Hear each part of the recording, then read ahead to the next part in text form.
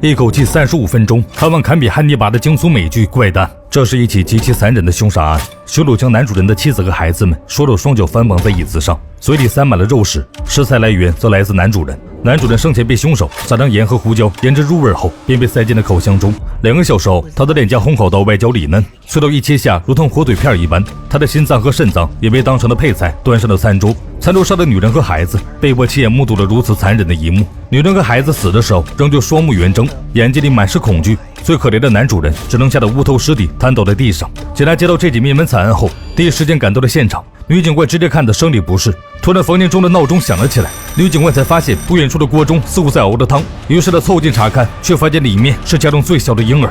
这类女警从业10几年来见过的最凶残的案件。然而令警官有些不解的是，现场并没有被清理过，凶手却一点指纹等 DNA 线索都没留下，只留下一滩粘稠的黑色液体。受害者一家关系融洽，并没有和别人结仇，但显然事情并没有那么简单。能做出灭门虐杀的人，很显然是憎恨他们的。女警官认为凶手作案手法十分有经验，因此推测他可能犯过类似的案件。然而警察的卷宗中并没有类似案件的记载，警局的调查线索彻底中断。昨天一个自称是记者的修女找上了门，她特意为这起案子而来。女警官认为修女只是想蹭流量，对她的态度也十分冷漠。出于对主教教派的尊重，女警官还是接纳了修女。修女表示一直致力于追踪邪恶事件，她通过牧师朋友得知了此案后，便马不停蹄地赶了过来。看着修女殷切的眼神，女警官只好讲述起了案件经过。女主人和她的2个孩子属于心脏衰竭，生前显然遭遇了巨大的刺激。直到凌晨3点，邻居因为被受害者家中大量播放的莫扎特的曲目吵得无法入眠才报了警。修女却猜到了是安魂曲。修女精准的猜测令女警官有了危机感，她警惕地准备抽出配枪时，修女却给出了信服的原因。修女认为播放安魂曲很符合逻辑，毕竟是莫扎特哀悼死亡的曲目。女警官突然有种直觉，科学解释不了的事情或许该试着玄学了。于是女警官提起了现场中发现的奇怪液体。修女根据女警官对液体味道的描述推测出，可能是毛发燃烧后散发出的角蛋白味道，毕竟修女也没见过，具体的情况还需要等检测结果出来再分析。然而令女警官意想不到的是，凶手很快犯下了第2起惨案。警察进入屋内时，发现马桶都包浆了，很显然屋主生前也不是什么体面人。等在窗帘拉开后，警察才看清了被钉在墙上的几具尸体，其中1名死者被拦腰截断，身旁的2人则是被截断了下体。如此残暴的杀人手法，却没有在现场留下了一滴血液。受害者们似乎被抽干了血液。现在发现墙上有一段明显的留言：我是被抛弃的。一时间没人能够察觉到凶手的暗示。案发现场依旧只留下了一滩黑色液体。接着修女竟然跟着警察一同来到了现场。现在警察还没搞清楚状况，却发现女警官带着修女离开后，2人又很快回到了现场。原来女警官认为修女或许可以提供一些帮助，于是便警告她不准乱动证物后，随人带着修女一同探索。然而令女警官没想到的是，自己被神秘人给盯上了。女警官今晚刚回到家中，突然发现了周围传来异响，于是她警惕地掏出配枪，随着声音来到了厨房，却发现收音机中正播放的安魂曲，很显然对方来者不善。女警官立刻拉开窗帘后，发现不远处有一个人影在动，于是立刻追了出去。由于距离过远，女警官打光了子弹也没有打到对方。被惊动的女儿以为母亲在发酒疯，浑然不知这里刚从鬼门关走过。修女再次找到了女警官探讨案件时，黑色液体的分析报告也出来了。修女得知是高浓度的2氧化硫，立刻激动地翻出了启示录。What? From the Bible. It's what's in acid rain. It's a curse, biblically. It's what's behind the acrid smell you described before. The breath of Yahweh like a stream of brimstone doth kindle it. Book of Isaiah. Or a third of mankind was killed by these 3 plagues, by the fire, the smoke, and the brimstone, which proceeded out of their mouths. Book of Revelation. Always comforting. That one. Great. A religious psychopath. 由于现场没有留下关于凶手的任何 DNA 线索，无奈之下，女警官亲自来到了修道院拜访了修女。修女将她带到了自己的推理室中，用宗教的角度为女警官重新解读了凶手的内心。My personal conviction is you are thinking about this in the wrong way. It's not anybody who knew them. They were maybe stalked, sure, chosen, but not known. Our killer is well past day-to-day functional life, not a student or professor. How do you know that? My gut tells me. And you're not listening to yours. No, you aren't seeing the scale of it. This is a calling card to live in an apocalyptic reality. These murder tableaus mean something profound. This killer is sermonizing, proselytizing, telling a parable, preaching. Look at this. They are saying, it is here, it has come. Glorify me, shake at my splendor. He sees himself as God.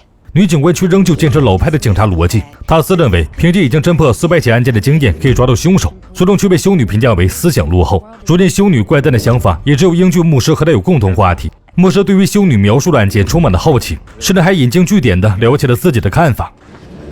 At first home invasion, they cook and eat the dad? Jesus, the Holy Father incarnate, says, "Eat of my flesh, the flesh of the Father." Luke 22, the Last Supper. Okay. Then, the next one, crucifixions. And then, the blood draining the bodies? A reference to Leviticus? It is the blood that makes an atonement for the soul, draining the blood in an effort to take their soul.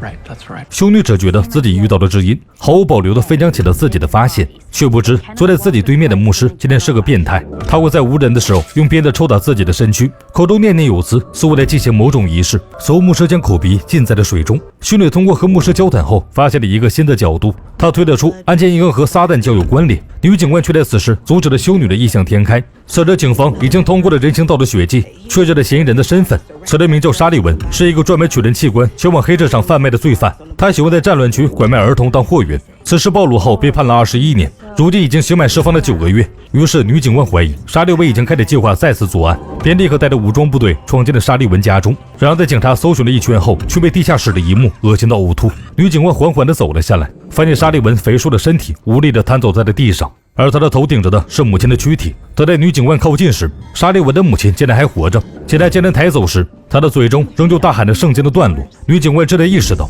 凶手故意将沙利文的血液留在了现场，只为了让警察顺藤摸瓜去欣赏自己的下一个杰作。女警官细心地发现，这的凶手甚至留下了纸条，他将自己的名字写了上去。 His name. Grotesquerie. I belong to those who have troubled the sleep of the world. And then, may all your dreams come true. I don't recognize that. Any other evidence? No. 女警官完整地复述了下来后，修女认为他们应该按照哲学的角度寻找谋杀案的凶手。修女推测，凶手很有可能是神职人员，可能并不是主流的基督徒，而是一些怪诞的宗教分支。毕竟这些异教徒的确是真实存在的，他们信奉以药物控制精神。女警官冒着雨夜回家后，在案发现场发现了一个盒子，交给了擅长解谜的女儿。然而女儿研究了很久也没能打开。女警官等待时缓缓地睡了过去，突然她被周围的脚步声惊醒。女警官立刻拿着枪巡视起房子，她率先跑下了女儿的房间，却没有注意到一个人影从身后的门框中一闪而过。女警官确认女儿安全后，便放下了心。突然，她接到了警局电话，很显然凶手犯下了第4起案件。当女警官到了现场后，她和其他的同事们都被眼前的一幕惊呆了。直到修女赶来时，女警官才回过了神。凶手模拟了最后的晚餐，将12名流浪汉杀害后，摆出了极其艺术性的姿势。女警官发现扮演耶稣的那个人，他昨天试着给了对方零钱，却没想到竟然以这样的形式再次见面了。女警官的内心受到了极大的冲击，她决定出去喝酒压压惊。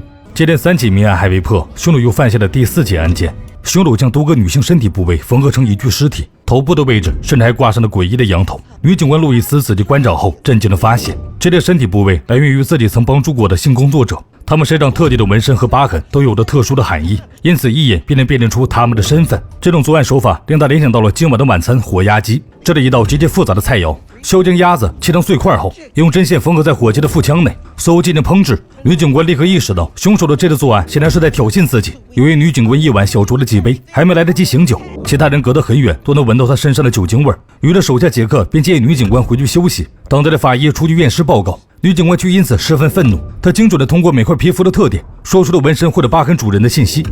Drea was a part of the Broadside Motel crew. Pimp had got physical with her. She was afraid.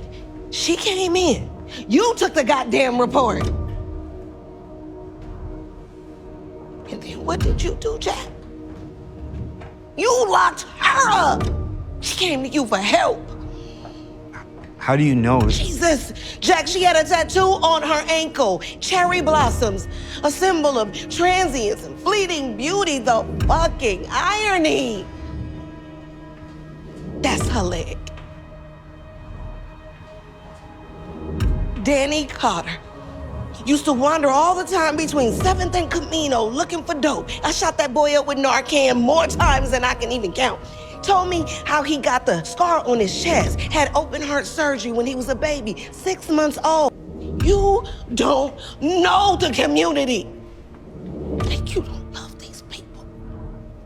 You would just as soon wait 3 days for the DNA to come back. Tag them all those, throw them in a mass grave with a headstone made out of concrete because they ain't worth the price of a rock to you. That's how you love the community.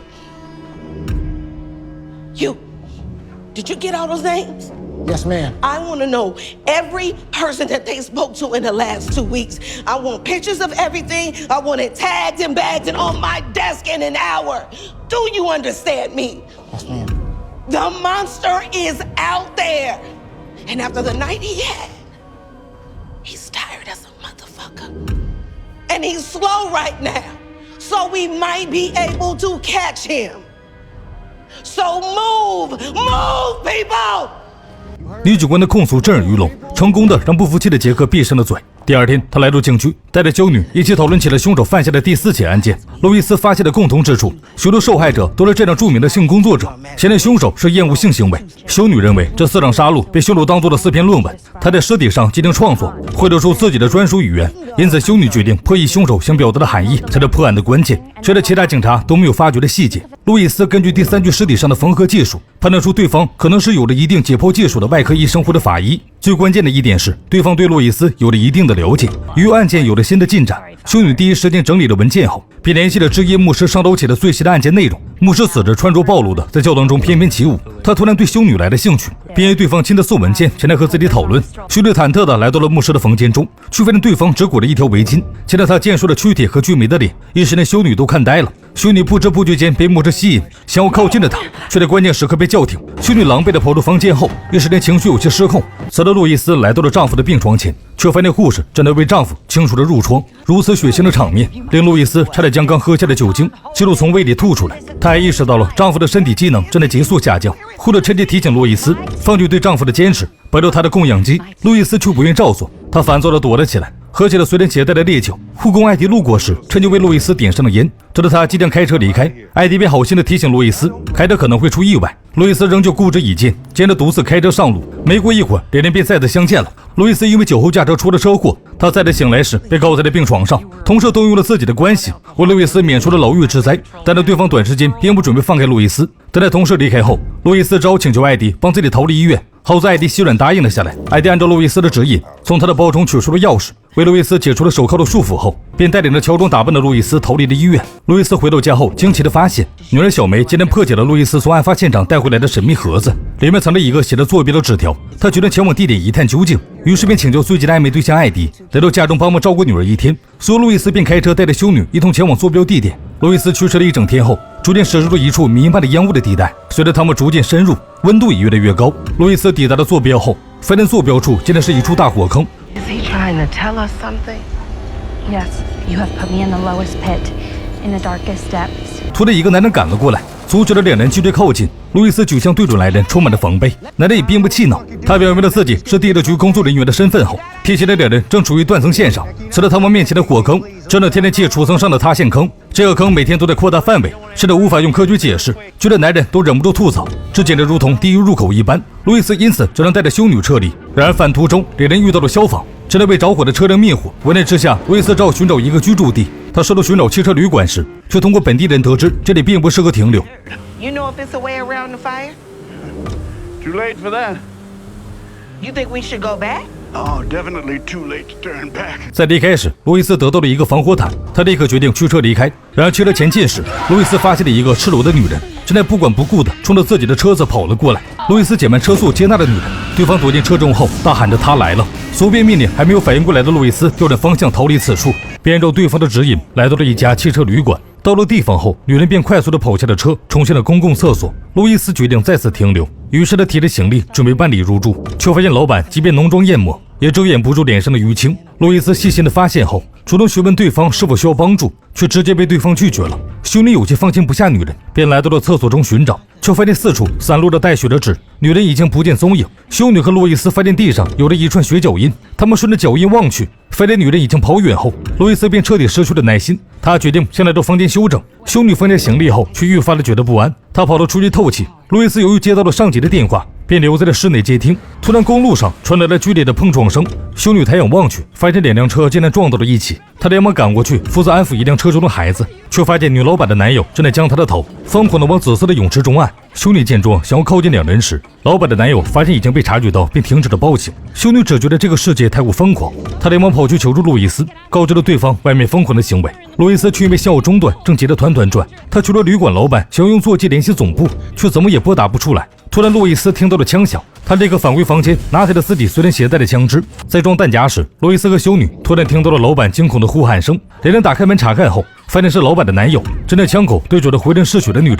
老板正在试图阻拦，随着疾驰而来的车停下，尼克竟然疯狂的开枪向无助的女人射击。突然，车上下来了一个男人，冒着枪林弹雨，准备将浑身是血的女人带走。修女见状，彻底慌了神，竟然不管不顾的想要拦下，却因此不幸中弹。事情发生的太过突然，路易斯一时间也没有反应过来。好在警局因为信号突然中断，察觉到了不对劲，派人前往接走了两人。由于抢救及时，修女保住了性命。牧师和警局的同事们却对路易斯非常失望，他们认为路易斯太过自私，带着无辜的修女踏上了前途。路易斯也因此十分愧疚。他也察觉到此时是在针对自己。和同事在聊天时，路易斯突然得知自己曾经缉拿的犯人已经有好几个出狱了，尤其是和自己有仇的光辉。巧的是，光辉出狱的时间与第一件杀人案案发的时间非常吻合。他认为这一切可能就是报复。很快，连环杀人案再的犯案，场面凶残程度再的令法医呕吐不止。路易斯走近之后，发现两个孕妇的肚子被剖腹产扩张器扩大到了极限，凶手生生地剖开了腹部，取出了其中的婴儿。剖腹产手术做得十分顺利，最终孕妇是死于失血过多。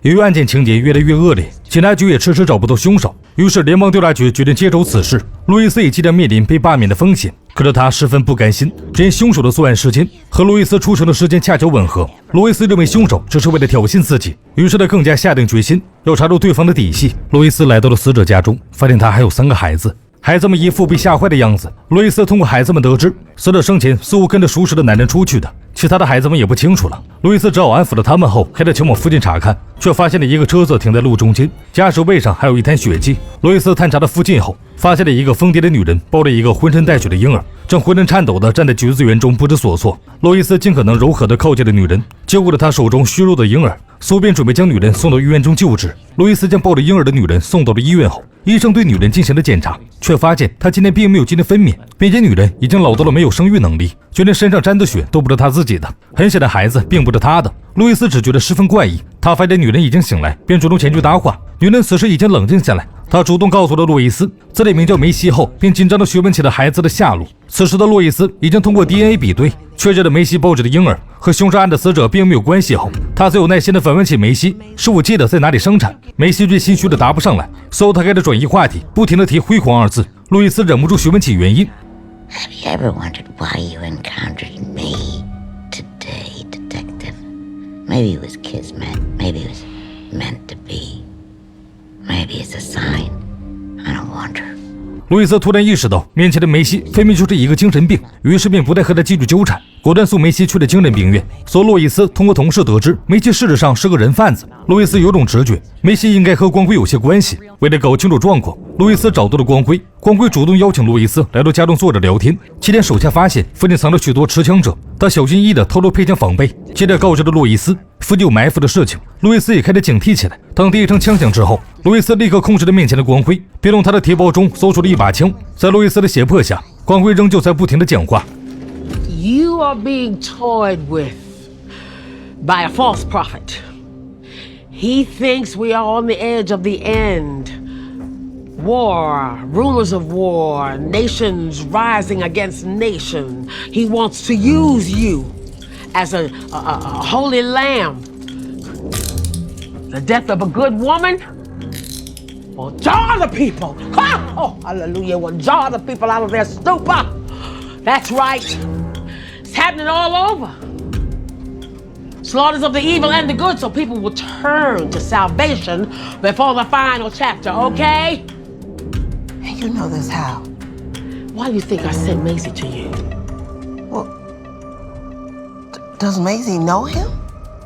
She was one of his congregants. 路易斯因此得知了一个重要消息，梅西竟然认识杀人凶手。意外心事重重的路易斯接到了一通奇怪的电话，对方只发出了喘息声。路易斯猜出可能是凶手打来的以后，直接怼了对方一顿。挂断了电话后，路易斯只觉得十分烦躁。突然，他发现窗外亮起了闪光灯，路易斯立刻持枪追了出去，却发现丈夫的贴身护士竟然亲自上门拜访了。对方拿着酒想要缓和两人的关系，路易斯只好礼貌地请对方进了家门，却听护士讲述起了她迷恋自己丈夫的事迹。路易斯耐心地听完护士的讲述，直接用枪口指着臭不要脸的护士，将她赶出了房子。随后，路易斯找到了梅西，决定询问关于凶手的信息，却不料对方不肯透露，只是告诉了特洛伊他拐走了婴儿的藏匿处。当警察按照梅西提供的地点来到了建筑内时，却被眼前的一幕惊呆了。孕妇们如同牲口一样被架在了架子上，他们的胸前有一个吸取装置，负责将他们的奶水收集起来，并通过传输的管道缓缓地送入婴儿的口中。婴儿下意识地吮吸着奶嘴，获取日常所需的口粮。在手下急救女人时，路易斯被歌声吸引到了一个隐蔽处。他走近，发现墙上贴满了偷拍自己的照片。突然，一个持刀的男人在身后控制住了路易斯。早有防备的他，迅速地拉开了两人的距离后，持枪将对方击倒。随后，路易斯扯下了男人的面罩，看到对方的脸后，路易斯大惊失色。路易斯崩溃地发现，自己刚约会完的男人艾迪竟然和女儿在一起了，他感觉自己的心态彻底崩了。路易斯在发疯之前一口闷了杯中的酒，愤怒地离开了现场。她驾车来到医院，决定放弃半死不活的丈夫，护着却十分不舍，但是她最终也只能被迫接受路易斯的决定。在医生为丈夫直接安乐死时，路易斯在一旁读着圣经，为丈夫超度亡魂。等到丈夫被拔掉氧气瓶后，路易斯如释重负地将圣经丢到了对方的尸体上，对他再无一丝留恋。路易斯无情地转身离开了医院。他回到家后，难得地睡了一个好觉。第二天，路易斯有了重大的发现，他在牧师家中发现了连环杀人魔留下的痕迹。很显的上级袭击路易斯却被反杀的人是牧师。桌面上摆放的笔记本上搁着详细地记录着每一个杀人的细节。路易斯看着胆战心惊。突然，他发现的笔记中夹着一张不寻常的纸，竟然是丈夫被建议执行安乐死的诊断书。随着案件结束，连环杀人案告一段落，路易斯成为了大功臣。在大家为他祝贺时，上司却将路易斯叫到了办公室，告知了他被遣散的消息，并承诺会给高额的遣散费以及每年14万6千刀的养老金。路易斯就觉得自己仍旧有实力，在警局中待下去。他毫不犹豫地拒绝了，却不知道自己拒绝了生的机会。修女全程跟踪采访的新闻也终于告一段落。新闻的反响很不错，吸引了众多教徒，于是他特意找到路易斯一同喝酒庆祝。然而路易斯却不愿装下去了，他已经看透了修女的伪装。每次案发时，修女之所以能够及时赶到现场，甚至提前到达，是因为他一直以来都在目视着帮凶，修女一直参与其中。路易斯看破了修女的伪装后，对方也彻底不装了，疯狂地对着路易斯挥刀。今天两人之间不是你死就是我亡。赤手空拳的路易斯其实并不是修女的对手，好在他有了多年的搏斗经验，一时连修女也没有占到便宜。路易斯想要拿包里的配枪，不料警惕的修女顺便将他的包打在了地上，配枪也因此掉落在了桌子的另一边。路易斯试图用摔坏杯子的方式拉开距离，却不料修女发了疯一般刺了过来。即便是一盆滚烫的热汤浇在了头上，修女却直接迎了上去，将刀子捅进了路易斯的腰子上。使得他们两败俱伤，修女却率先反应了过来，将路易斯扑倒在地后，便拔起刀子疯狂地捅向了他的身体。突然画面一转，路易斯那本该死去的丈夫马歇尔却面临着女儿要和丈夫闹分手的问题。马歇尔本着劝和不劝分的原则，却不料下一秒马歇尔却听到了扎心的真相，自己的女婿竟然和妻子路易斯有一腿。最后马歇尔的万千话语化为了一声沉重的叹息。既然女儿已经有了抉择，马歇尔便决定尊重她。说他心情沉重地来到了医院，如今的路易斯却完全瘫痪。哪怕医生多次建议马歇尔对妻子实行安乐死，但是马歇尔却因为心中的执念迟迟不肯放弃。他祈祷了路易斯能够醒来，因此每天都事无巨细地照顾着妻子。马歇尔自从通过女儿得知了那个扎心的真相后，他觉得自己也是时候该放弃了。于是马歇尔找到了医生，决定放弃纪律救治。医生表示明天就可以执行。马歇尔这才松了一口气，他找到自己的情人，讲述了路易斯和女儿的疯狂行为。正在进行擦边直播的情人帮助马歇尔脱逃了路易斯的疯狂后，便匆忙离开了。不难看出，这个性感妖娆的情人竟然是路易斯世界中的护士。然而更加令人震惊的是，那个和牧师同谋的修女梅根，如今却化身成为了路易斯的上司。她因为工作上太过精益求精，经常刁难路易斯，因此两人并不对付。但是梅根得知路易斯要被安乐死的消息后，他还是决定前来探望最后一晚。此时路易斯任职里面最穷凶极恶的牧师，竟然成为了他的主治医生。梅根赶来时遭到了马歇尔的驱逐，只因为路易斯一直以来最讨厌的就是刁难自己的上司。梅根还没被赶走，女婿又赶来添堵，马歇尔只觉得一个头两个大，他无情地关上了病房的门，将两人隔绝在外。所有不顾女儿的劝阻，立刻要求医生们对路易斯进行安乐死。马歇尔因为自尊心受损，因此将所有的愤怒发泄到了路易斯身上。随着药剂缓缓推入身体，毫不知情的路易斯还在自己的世界中和梅根大打出手，最终更胜一筹的梅根举起的枪对准了路易斯的脑袋。与此同时，被拔掉氧气瓶的路易斯心脏已经停止了跳动，他突然觉得自己如同漂浮在半空之中，如同一个旁观者，看着修女和自己的最后战斗。路易斯用最后的力气将修女摔倒在地上，随着大量的鲜血从修女的后脑中溢出，病房中的路易斯突然有了心跳，他只觉得自己的身体在快速的下坠着。与此同时，和修女对峙的路易斯拿起了手枪，直接射爆了修女的脑袋。一声枪响后，病床上的路易斯突然睁开了眼睛，彻底回到了现实世界之中。路易斯从睡梦中醒来后，成为了心脏停掉后再次复活过来的医学奇迹。医生科姆因此对他充满了研究的兴趣，甚至特意寻找路易斯的女儿小梅，试图沟通一下治疗过程。与其说路易斯处于昏迷境界，不如说他处于一种否定状态。梦境中的世界所发生的事情，在现实世界一切有迹可循。科姆提起了一件非常有趣的事情：路易斯曾在梦境中幻想过过于肥胖的小梅想以体重优势参加一个名为《半蹲创伤》的节目。半蹲这个字眼深深地戳中了小梅的神经，她表示自己对这类节目深恶痛疾，从来就不爱看电影。与此同时，苏醒过来的路易斯正在陪护的照顾下进行了康复训练。由于双腿并不听使唤，他的耐心逐渐耗尽。随着医生吉尔走了过来，路易斯立刻大发雷霆。在他看来，吉尔仍旧是那个变态杀人魔。路易斯烦躁地靠近自己的病床，眼前却突然浮现出正在躺在床上奄奄一息的场景。女儿小梅还在一旁加油助威，一时间他只觉得头晕目眩。此时，路易斯的丈夫马歇尔正在和情人瑞德商讨起准备和路易斯离婚的事情。他此刻彻底下定决心，要请律师拟定离婚协议，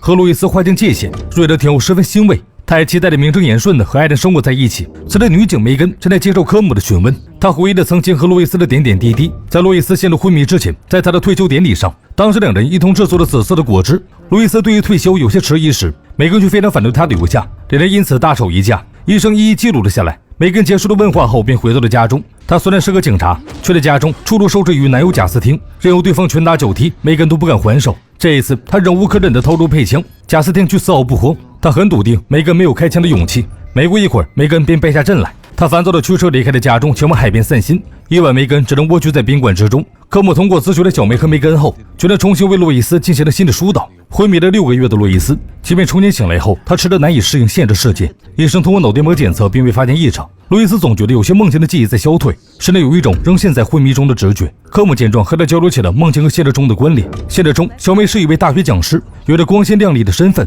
然而在路易斯的梦中，他对女儿肥胖的体型充满了愤怒，因此才有了小梅要去参加病态肥胖者的节目。所以路易斯又聊起了在梦中瘫痪在床的马歇尔。医生认为是路易斯在现实中对婚姻缺少掌控，因此在梦中塑造出了一个任他可以决定生死的植物人丈夫。接着两人一同讨论起了反差感极强的梅根。医生通过交谈发现，梅根是一个极度自我的人，惹来了路易斯的厌恶，因此不信教的路易斯将梅根塑造成了一个特立独行的修女形象。但是路易斯却仍旧为梦中的酒鬼形象感到懊恼。科姆见状，耐心对他进行开导。路易斯只得将现实中的情绪加入在梦中后，进行了再次的创作。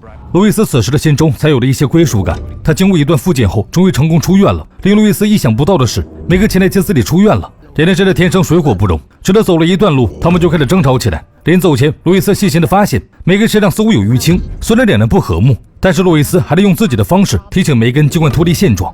Also in my dream state, I distinctly remember you having bruises, much like you do right now. Then, like now, subconscious or motherfucking reality, let me be clear, baby girl. You are being possessed. Break free while you can. I see you. 路易斯回到了家中后，保姆梅西早已经在家中等候。看着路易斯恢复如常，他感到十分欣慰。接下来，梅西陪伴着路易斯继续持续的复健课程。路易斯终于能够面对医生吉尔，他认为梦境也在反映了现实，因此路易斯坚信自己对吉尔有敌意。他一定是做了些什么，并被昏迷的路易斯听到了。吉尔的眼神中充满了错愕。路易斯离开了医院后，才留下了女儿小梅。小梅因为路易斯出轨自己的丈夫，迟迟难以释怀。女儿愤怒地甩了母亲一巴掌，教导了她去学会礼义廉耻。路易斯看着女儿不愿接纳，忍不住泪湿眼眶。他狼狈地坐在车中，一时间也不知道该何去何从。好在还有梅西陪伴。 You should go get a vanilla milkshake. 路易斯心平气和地来到了丈夫和小三的家中，亲手送来了离婚协议。他决定最终给彼此留一个体面。而马歇尔却对路易斯同样愤怒，他用极具侮辱性的语言痛斥了路易斯的不伦行为。路易斯对此全盘接受，毕竟这是他犯下的错误。第二天，女儿小梅再来见到路易斯时，终于理智了许多。路易斯将小梅丈夫是渣男的事情讲了出来后，小梅仍旧对于母亲的行为耿耿于怀。路易斯感到十分无力，他最终破罐破摔告知了女儿这里准备搬走的事情。路易斯见小梅对此毫无感觉，也不再挽回什么母女情谊，直接将小梅甩给自己的一巴掌还了回去。路易斯再次找到了科姆，进行心理疏导，他将已故的父亲幻想成了困境中为自己指引方向的路人。路易斯说到这里，忍不住泪湿眼眶。科姆清理完之后，为路易斯介绍了一个资深的心理学博士米尔。米尔将负责帮助路易斯解析关于犯罪情节梦境。米尔进入房间后，路易斯对他的外形感到十分震惊。对方因为身患小儿麻痹症，只有手指能动，因此他只能操控着电脑和路易斯进行了对话。米尔询问起路易斯在现实生活中是否遇到过类似的案件。路易斯经过回忆后，想起了奶牛工厂的事情，女性被绑在挤奶机上，如同奶牛一样为营养提供口粮。在路易斯看来，他的潜意识应该是认为女性失去了权利，被当成生产工具一样对待。这个梦境也让他极为痛苦。事实上，路易斯和梅西一同去过市政厅女权主义的集会。然而提及其他案件时，路易斯却有些抗拒继续讨论。米尔认为只有去了解路易斯恐惧的事情，才能治愈心理创伤的途径。科姆察觉到路易斯十分纠结后，突然提起了一个讲座，关于同理心是否在人群中流失的话题。讲师将这个行为称之物种退化。科姆认为路易斯梦境中那些恐怖案件有着某种关联，所以他主动结束了这次心理疏导。路易斯回到家中后，他发现瑞德今天来做客了。路易斯对于小三的态度十分微妙。梦境中疯狂迷恋马歇尔的瑞德现在在计划离开他。路易斯却遗憾地表示自己并不管售后。事实上，瑞德也在羡慕路易斯的洒脱，他可以随心所欲地去自己想去的地方。瑞德临走时和路易斯握手言和，路易斯却只觉得前所未有的疲惫。他刚准备上床休息一会儿，却被梅根的一通电话叫到了案发现场。路易斯惊恐地发现自己的梦境竟然变成了现实。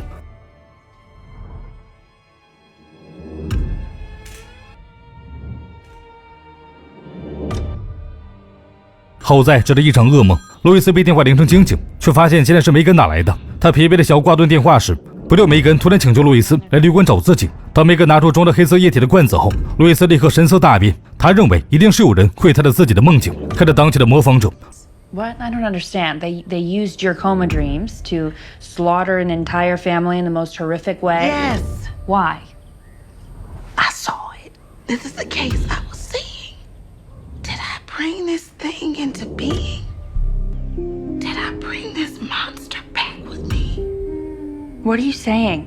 I don't understand. I need to wake up. 路易斯只觉得十分崩溃，他突然拿起刀子示意梅根刺向自己，只有血液才能让路易斯感到心安。梅根神经复杂的照做后，路易斯只得冷静了下来。他来到卫生间处理伤口时，梅根的男友贾斯汀竟然找到了旅馆。他因为梅根逃离自己的行为感到十分愤怒。梅根这一次铁了心不愿屈服，贾斯汀只觉得自己的权威受到了挑衅，因此他再次动手打了梅根。路易斯听到了外面的动静后，只得拿出了配枪。他见到梦境中那个射中了修女的暴躁男人后，现在彻底崩溃了。贾斯汀却误以为路易斯此时的迟疑是对自己发自内心的恐惧，于是贾斯汀只能将嘴包住了枪口，对路易斯进行挑衅。可他低估了对方的疯狂，本就对现实和梦境感到迟疑的路易斯彻底下定了决心。他毫不犹豫地对着贾斯汀开了枪，这个家暴男被当场爆头。梅根已被这一幕惊呆了。路易斯只觉得这个世界彻底颠了。她刚回到家就发现丈夫和她的情人不请自来。路易斯不耐烦地询问马歇尔此行的目的，马歇尔却大言不惭地提议希望三人幸福地生活在一起。情人雷德甚至表示愿意照顾一家人的生活起居。路易斯毫不犹豫地拒绝了马歇尔，便将两人赶出了房子。回去的途中，雷德毫不掩饰地承认了自己此行就是为了看笑话，随后他明确地表达了对贫瘠的沙漠小镇充满了厌倦。马歇尔默默倾听了雷德的宣泄，临下车前还深情地表达了自己的爱意。事实上，马歇尔并不如表面的那般德高望重，他向往的毫无秩序的古罗马，推崇为自己而活的价值观。直到梅根带着警员走进教室，马歇尔才收敛了一些。等待下了课后，梅根控诉了马歇尔侵犯女学生的罪名。马歇尔有些意外，他连忙打开手机，拿出聊天记录，表明自己只是正常恋爱，从而发生了关系。即便如此，梅根也不会对他宽容。马歇尔很快就被释放了出来，然而这次遭遇却让他觉得自己受到了侮辱，于是他直接选择了服药自尽。好在雷德送医及时，马歇尔的性命并无大碍。等到他醒来后，雷德直接提出了分手，所便转身离开了。收到通知的小梅匆忙地赶了过来。此时已经和母亲彻底决裂的他无法忍受失去父亲，小梅嘱咐父亲好好活下去后，便也匆匆地离开了。马歇尔出院时，竟然是女婿艾迪开车来接的。马歇尔有些抗拒这个曾和自己妻子鬼混的男人。当艾迪要提出带马歇尔去见识一个纯男子的团体时，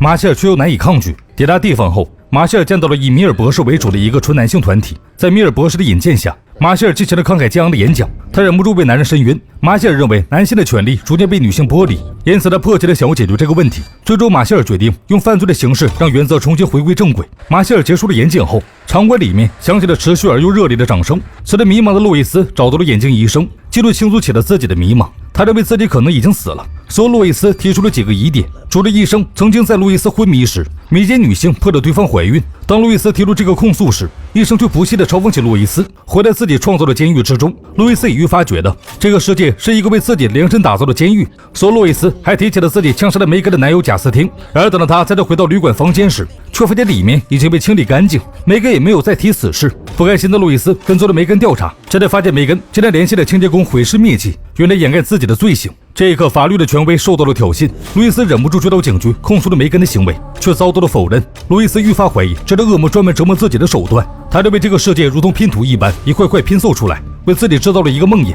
眼镜医生倾听期间却多次强调着路易斯是活着的。在眼镜医生看来，路易斯这个病例太过独特了。他认为路易斯之所以产生那么多怪诞的梦境，都是受他办理过的案子影响。路易斯却跟医生在是否清醒这个话题上争执不休。最终，他疲惫地回到了病房。不知过了多久，梅根就突然闯进了病房，趴伏在路易斯的腿上哭泣。等待梅根冷静下来后，他承认了贾斯汀被枪杀后找人处理的尸体。然而梅根此前的目的却是一桩棘手案件，他认为只有路易斯才能解决。路易斯最终动容了，他赶往了案发现场。再次目睹了罪犯模仿名画《最后的晚餐》制造出来的凶杀现场。令路易斯震惊的是，这一次加入了耶稣形象，成了自己的主治医生。他也是梦境中最接近耶稣的人。路易斯平复了内心后，表示自己1个小时后就会破案，说得淡定的走到了梦境中凶手袭击自己的那个角落，等待着凶手自投罗网。